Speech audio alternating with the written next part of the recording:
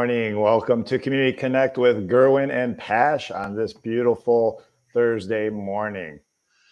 How are you doing today, GIrwin? I'm great, Pash. How are you doing? I'm doing very well. It's been a jam-packed week. Um, to keep our traveling motif, in order, I was in Albany for Monday and Tuesday. Back in wonderful Rochester today. Everything's very exciting. Lots of stuff percolating as we're developing. How about you? And you have an event coming up, right? Are you ready? Can you talk about that or?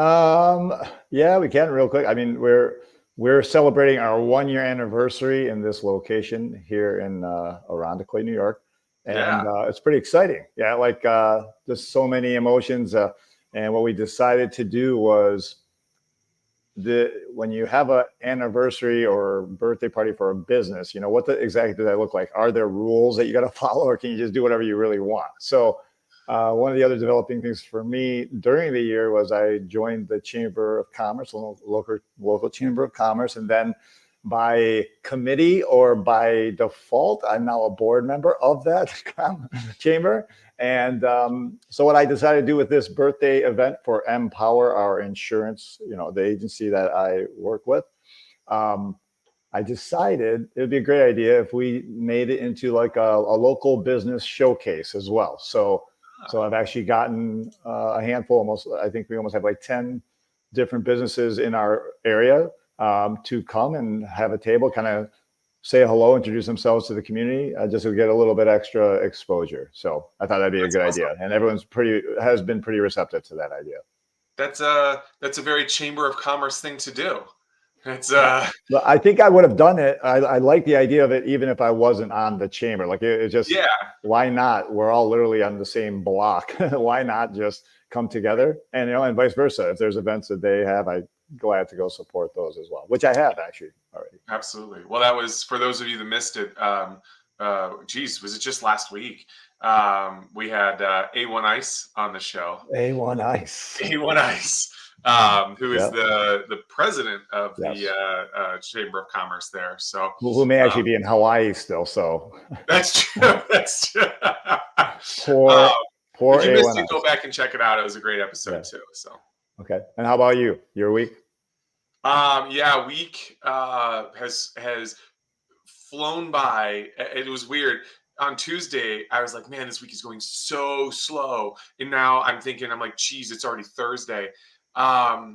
Lots of great stuff happening, getting back into the groove of things, with, the properties and, we have some, some lease renewals, coming up, which is, not new for us, but it's just always kind of keeping track of it and making sure we get those, going. We love all of our tenants, long-term tenants. They've been amazing. So, we're talking with them and hoping they all stay, and all the short-term rental stuff we're probably going to get into. So I'll save that a little bit. Okay, awesome. So normally what we do at this point is we introduce the guest who's coming on the show. So should I see ya. So anyway, folks, you cannot see GIrwin in the green room, but he's laughing. So today we are going to actually get a chance to really dive into a little bit about what my wonderful co-host GIrwin, Greg Irwin, what he does with his company that he's created with his wife, and we'll discuss some of the details of it, what it looks like, why it came about, and all that fun stuff. So without any more delay, here is Greg Irwin. Welcome to the show, Greg Irwin. Thanks for having me, Pash. I appreciate it.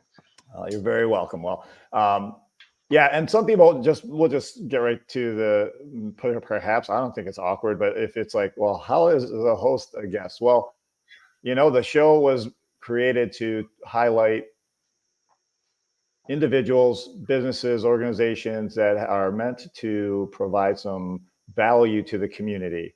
And we both actually have real jobs that we do and that provide that value. So I think it's natural and totally fine that we talk about exactly what you do. And so, without delay on that, when I heard the term short-term rental, I have to be honest. I mean, I know English, and I thought I kind of understood what that might mean, short-term rental, but Yeah. I really don't think everyone, and including myself, has a full understanding of that. So explain, before you do that, I apologize. Tell us a little about how you got here. So you got to this thing that you're doing that's short-term rental management. Tell us a little about Greg Irwin. Yeah. So I started off by going to college and getting a chemistry degree. And the joke is, I've never used that a day in my life except for in trivia. And um, but I will say, college to me largely was a way to learn how to learn and how to move through life. And I got pretty lucky in that my first job out of college was with a company called Epic. It's a electronic medical record company. Worked at Epic for about 4 years, and have stayed in healthcare ever since. That really provided me an opportunity back in 2016 to purchase my own home, and I quickly realized that there was a lot of dead space in my home. So as a single male living alone in a house, I really used two rooms, right? The bedroom and the kitchen. That was about it. And so I had another bedroom, which was a guest room in the house that just stood empty 99% of the year. And Airbnb had been started. I knew about it. And it's for those, right? Airbnb is one platform that does short-term rental, and we'll get into all of that. But I kind of heard about this concept of short-term renting rooms in a house, and that's how I got into it. I was like, why not make some money on this dead space in my home? And I've been doing it ever since. So that's on the, like, I don't know if the levels or the terms are different when you have a different role, but so in that case, you were a Airbnb Host. host. Okay. Host. Yep. Okay. So Airbnb has two sides. There's the host, who either has the room or the property, the experience, whatever it is, and then the guest, who's actually renting or looking for the space, the place to stay, the experience, etc. Okay. But there's, I believe, this is what we're talking about today, is a third entity or possible piece of a puzzle. And this is where you're going to teach us. There is. So there's so also. so as you were doing as an individual. Yep. As an individual, I was the owner of the property, the host of the property, and then guests would come in. So what my partner and I call her my partner because we're married as well as partners in business.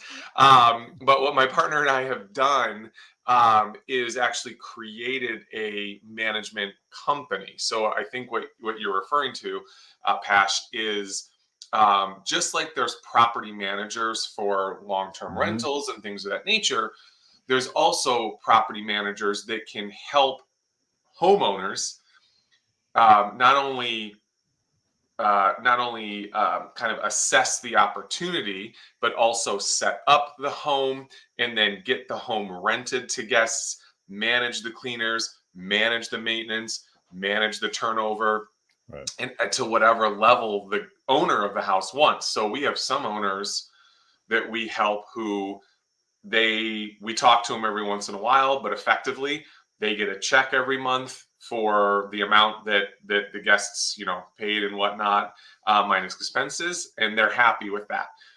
Other owners of the house want to know who's coming in, sometimes why they're coming in, and have a little bit more involvement in that, which we're happy to do. So those are the three levels, though, is the guest coming in. Then there's the host, which could be an owner or it could be a property manager, Right. and then the owner of the actual property. So in that storyline right there, how did you determine that you want to do that last part? The hosting, the property management The hosting. management for someone else's property, Yeah. if Um, I'm saying it right. yep, absolutely. The hosting, the management of other people's properties. Yeah. Uh, I realized that, you know, Spencer and I have a knack for customer service, and we enjoy learning why people are coming into whatever city they're coming into, right? Rochester or Buffalo or, Miami, wherever it might be. And we like interacting with them and giving them a what we call a white glove experience, right? We want them to be comfortable. We want them to have communication when and where they need it. We want to fix problems for people if they arise. And so we realize that there's an opportunity for us to provide that experience to guests and to the owners. And so we started diving into that space. We started off slow. We kind of had some connections. The PGA was in town a year ago now, I think it was, and we got some opportunities. People wanted to put their homes up just for the PGA being in town, which was great. And after that, it's kind of taken off. And actually, we've just put up a new home this week. That an owner wanted to put up their home that they don't use most of the year. Wow. So, okay. So I can only, I would like to have a little bit more now, some detail on, because there's got to be a value for the homeowner to, in essence, pay for this service. So, what are some of the things that are advantages for someone who is a Airbnb host that might go get a management company? If I'm saying it all right. So You nailed it. Give You us nailed maybe a few advantages of doing that. You have hinted on a couple of them already. Yeah. So very explicitly, I love the farmers commercial. The farmers insurance commercial that says we know a thing or two because we've seen a thing or two. Okay. And that very much applies in this space.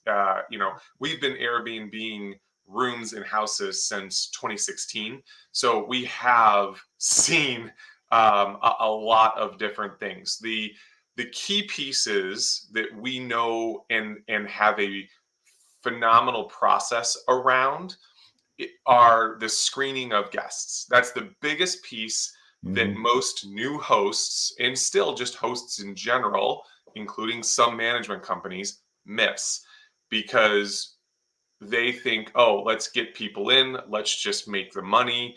And they get into a bad situation where guests aren't screened properly and they cause problems. We are very intentional about not only how we set up the listing to attract the type of guests that the owners want, but also when a guest books or requests to book, we engage with them. We have a conversation. We're not just accepting anybody into your home. So that's really the first and biggest piece. The second is we know how to set up a home so that the probability of getting and maintaining 5-star reviews, which is uber important in this space.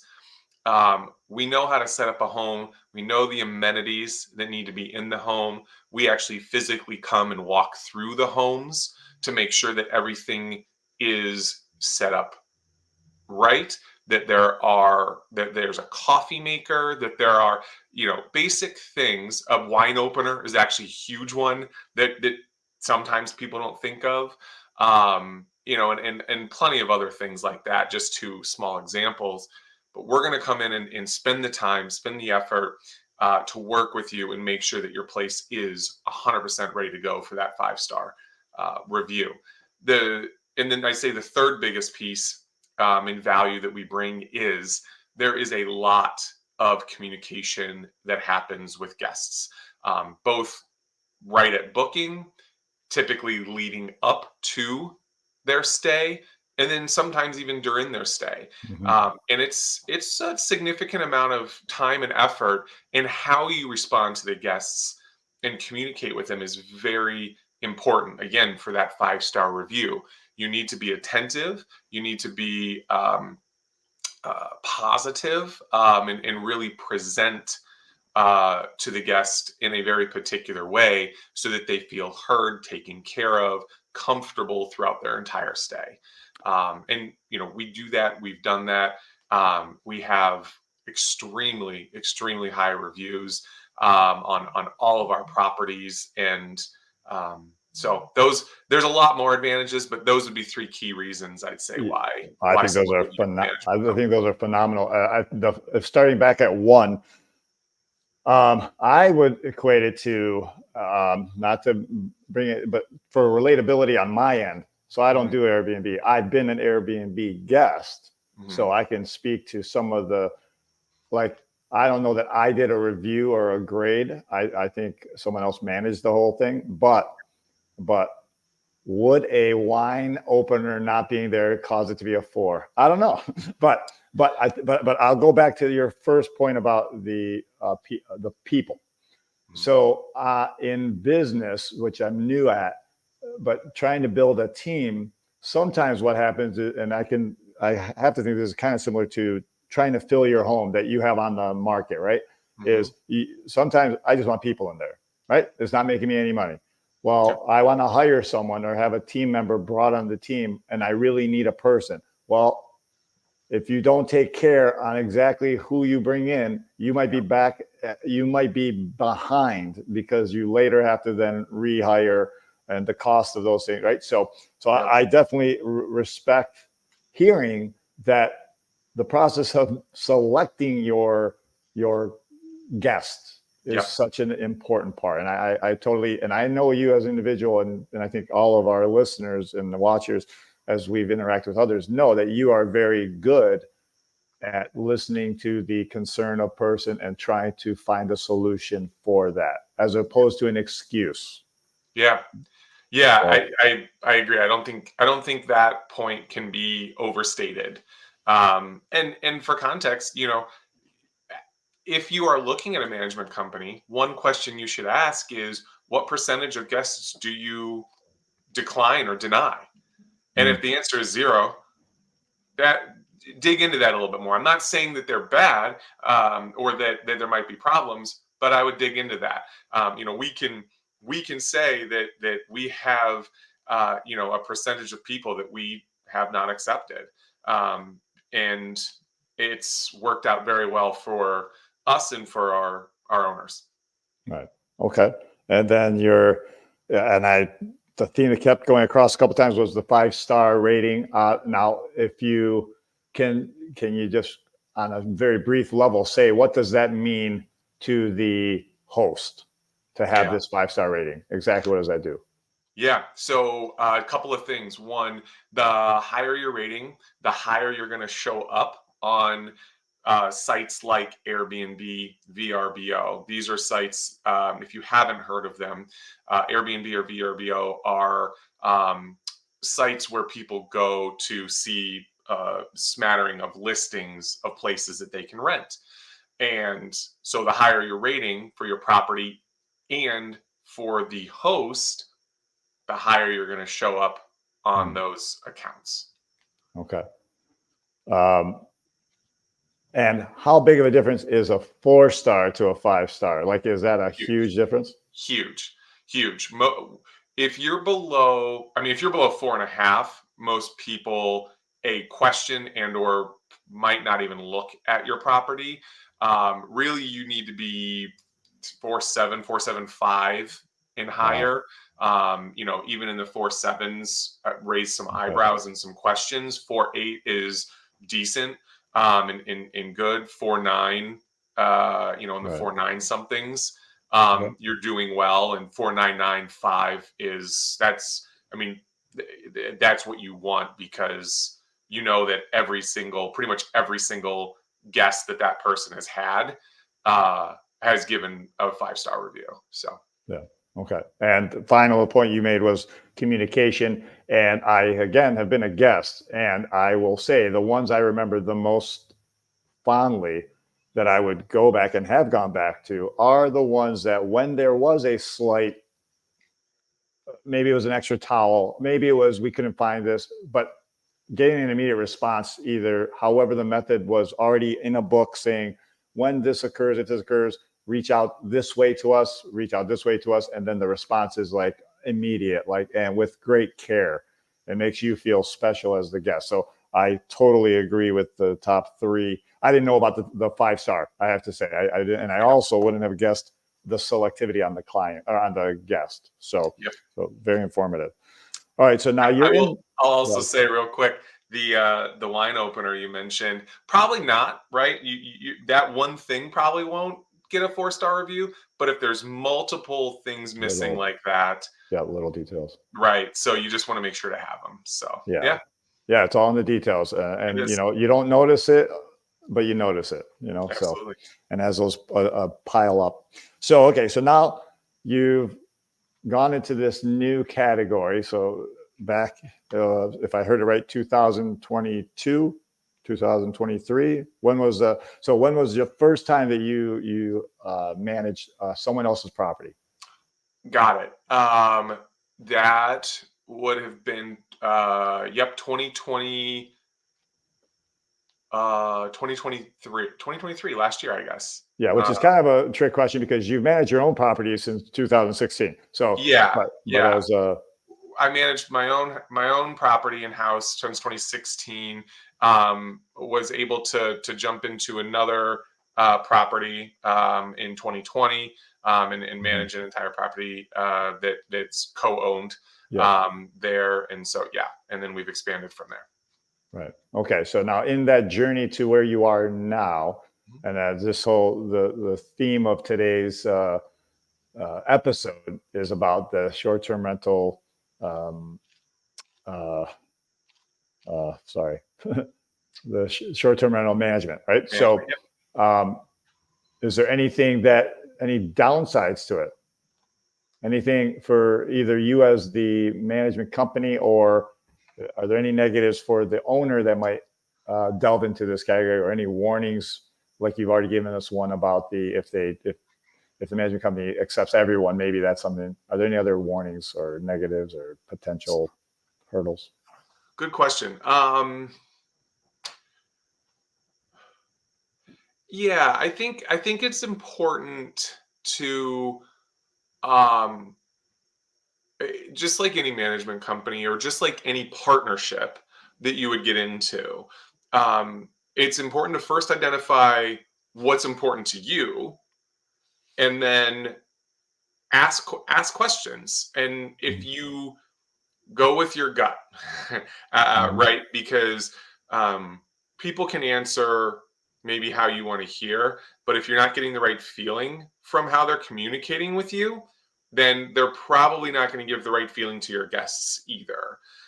So if communication between the short-term rental management company and you as the owner, if that communication is super important, ask questions about that. How often do you communicate? Do you send me reports? How do I reach out to you? How quickly should I anticipate a response? If those things are important to you, ask those questions. I would say if guest selection is important, if cleaning is important, which I will tell you 1,000% that it is. Ask questions. Will the same person be cleaning my house every time, or do you have a crew that rotates? That's a weirdly important question, because if the same person's cleaning the house every time, they know where things are, they're efficient, they know specific nuances that in May, there's a ton of mayflies that get in the tracks of the sliding glass doors. If you have a different person every time, they're not going to know that type of stuff. And that's one thing that we do when we pride ourselves on is we select cleaners and dedicate them to certain houses and work to make sure that as best as possible, they're cleaning the same places every time. So, things of that nature that I think maybe owners might not always know to ask. but definitely to again think about what's important to you, and if you were a guest, what would be important to you, and then ask those questions as they're selecting a short-term rental management company. Have you ever had, because just as much as the owner, the host, can be, is in control basically of how they're going to try and operate. And one is could be, do I have a management company or do I try and manage it myself? Yeah. But I think isn't it the other way around as well? You as the management company, are you selective with who you work with as the host? Or do you just say, oh, we really need some more gigs? No, great. That's a great question. And that's something that Spencer and I have struggled with a little bit, right? Because when you're starting a business, and I think, you know this, there's often this feeling of, we need clients, we want to expand, we want to grow. Right. And that's sometimes the quickest way to failure, and to not building the brand that you want. So to directly to your question, yeah, we are selective. The property has to be set up right, for the type of guests that we're looking for. Our niche is owners that want to rent out a room or their property, that also use it a certain percentage of the year. So, the property that we just put up, that we're working with, it's a great house on a beautiful, quiet street. They live out in California, but they come back for about 2 months every year. But the rest of the year, it just sits there.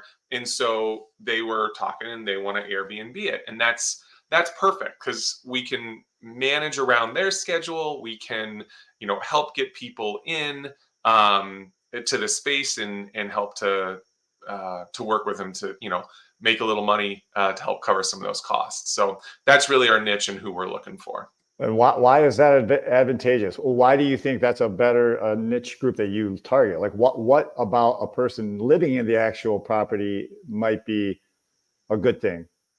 What's better about that? Yeah. So typically they're not trying to churn and burn.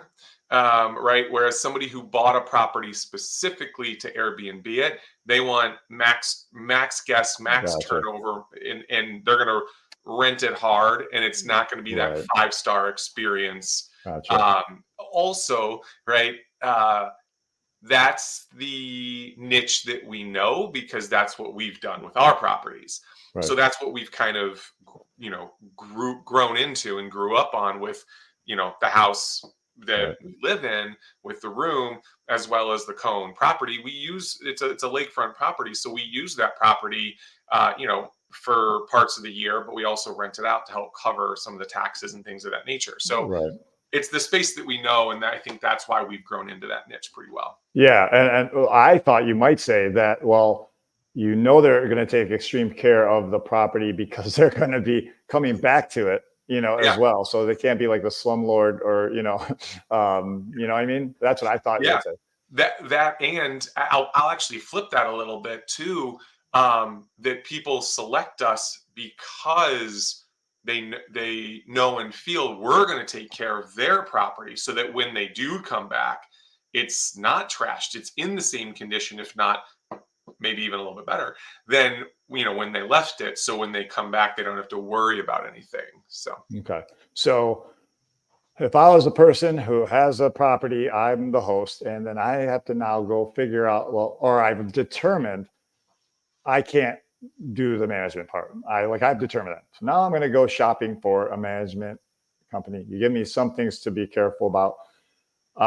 If we can, how does the pricing of the service go about? Is it where I could just say, how do you guys do it? But I'm wondering if the industry has a way that works. Like, is it like where it's just a set fee, and then, or it's sculpted around, how does that work? Yeah. There's still some variability in this, but the piece that is pretty consistent is the management fee is going to be a percentage of the bookings, the revenue, Okay. effectively. There's also depending, like I'll give for us, right? If you're going to use this to manage your property, all of the prep work, the setup, the review of the house, all that is free, right? We come, we do it so that we're set up and we can then move forward and manage the property. If you want to manage the property on your own, that's great, but maybe you want some help or some advisement or guidance setting it up, making sure the amenities are there, maybe even setting up the listing.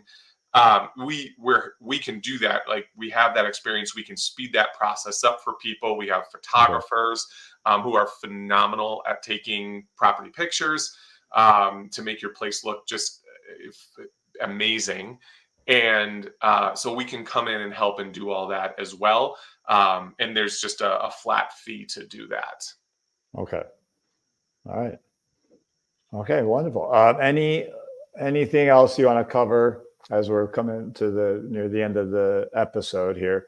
Anything that we have not touched upon that you think would be of interest, importance for people to understand? Yeah, I would say if you've ever thought about Airbnb a space that you have, whether it's in your own home or a property you have, a second home that you have, things of that nature, I'd say just reach out and investigate. Ask some questions. You're not committed to anything, and a lot of people have, I think, learned a lot about the short-term rental space and industry and gotten into it once they got their questions answered. Um, if it's done right, it's not scary. The horror stories, they exist for sure, but going back to selecting the right partner in that endeavor is the key piece. So just ask questions and see if it's right for you. So I'm guessing because you just made me think of something else. The hosts get these ratings, right? Yep. Now, somewhere attached potentially to that rating is the management company, right? But is there a rating of management companies, or is there an easy way for someone who's looking for management company to, other than being shared by the management company, here's our successes? Is there some way that they can figure out how well a company does? Yeah, so that's actually part of the advantage of going with a management company is the listing on Airbnb or VRBO is actually under the management company. Oh, So okay. if, let's say, Jim, by way of example, you are putting a house up on Airbnb and you would like to use us as your management company, Of course. one of the advantages to you is it goes under our account, which we Okay. already have 5-star reviews. So you immediately get that bump, Okay. even though your house doesn't have any Okay. reviews, you have ours.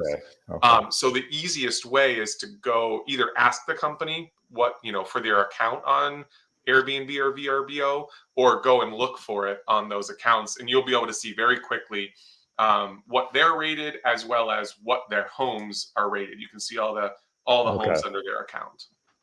So when you say what they're rated, are they rated by their hosts, or is it just the experience of the guests? Yeah, experience of the guests and kind of a collective across all their homes. I think it'd be amazing if someone had a database where the hosts graded the management company. I think there's nothing more telling than that as well. I don't know. That's true. How do they work with the owners of the homes? And right. I think that's a perspective that would I think really be a good separator there. But I agree. Anyway, well, that's awesome stuff, man. And I've seen a couple of those properties. I've been to a couple of those properties that you're talking about, and yes, you do an excellent job. And it feels like you're almost, I would say it's like you're at home, but at home I'm a slob.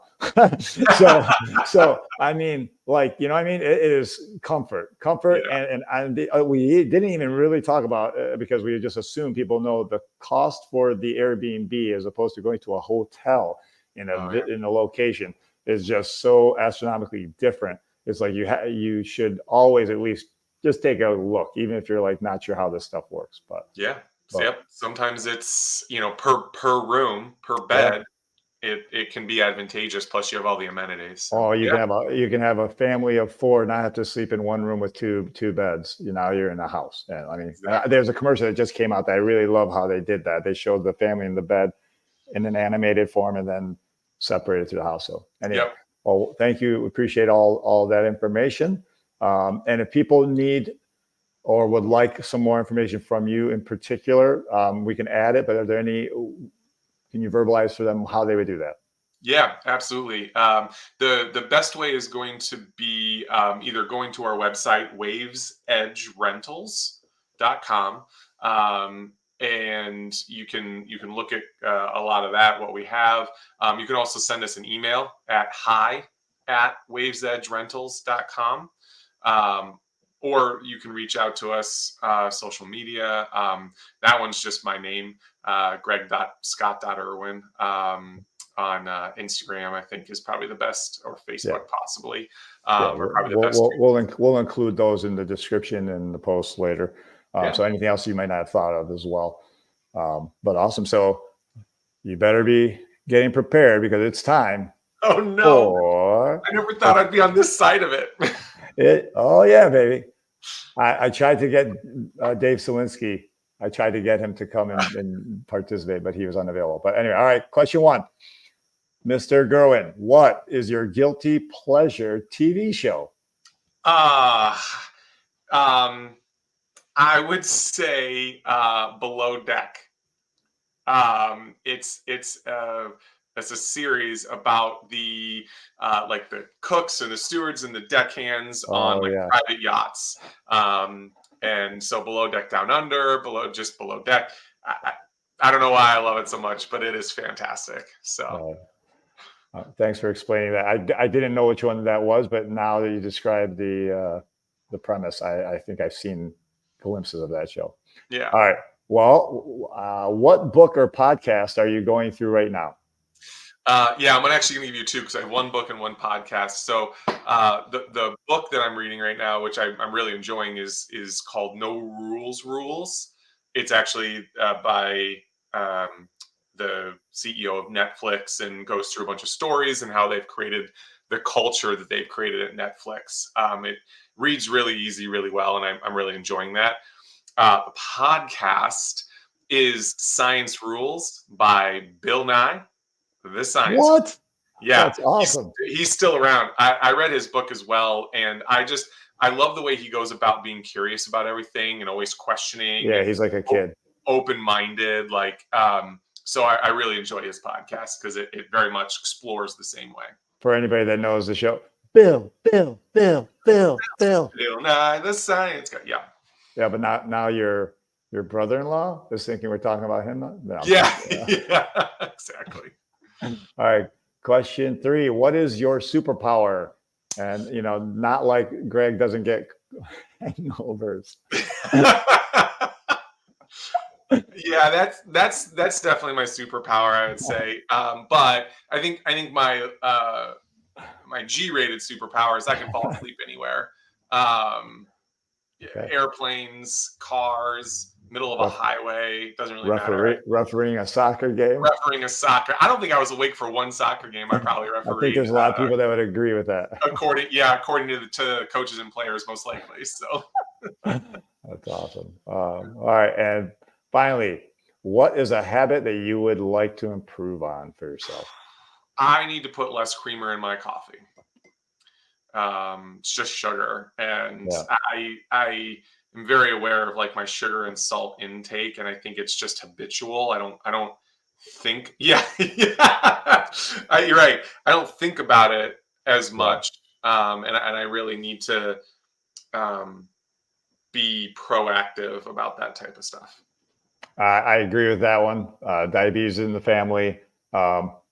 I never would have drank any coffee if it wasn't for hazelnut creamer, just so you know. So now you can drink like 4 cups of it because you just think like, wow, it's warm and just toasty, and it loves me. It just feels so good on the insides. It does. But all right, Gerwin, thank you so much for that insight on the short-term rental management world. I hope it was informative to all of our listeners.